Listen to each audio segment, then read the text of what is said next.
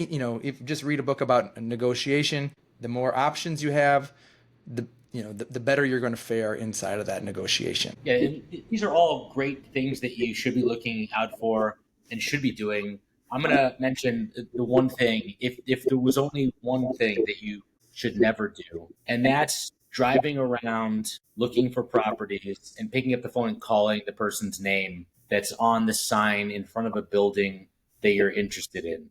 It's the number one no when it comes to this process. And there's something to be said about DIY real estate, and that's don't do it. But whether you're working with us or somebody else, you can't, you shouldn't do this alone for all the reasons that we've discussed. You shouldn't do this alone. So no matter what you do, make sure you don't call the name on that sign, and make sure you have an advocate and someone representing you.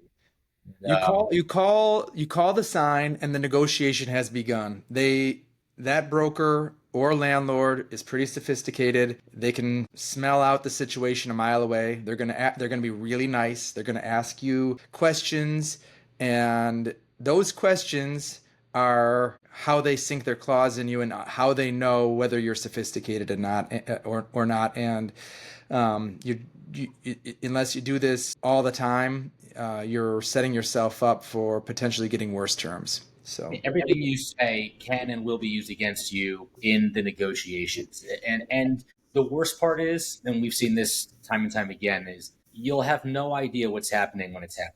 You'll have no idea what's happening when it's happening. And ultimately you don't know what you don't know. And it's why it's important to have the right representation, and the right type of representation, somebody who understands your business and and the real estate market too.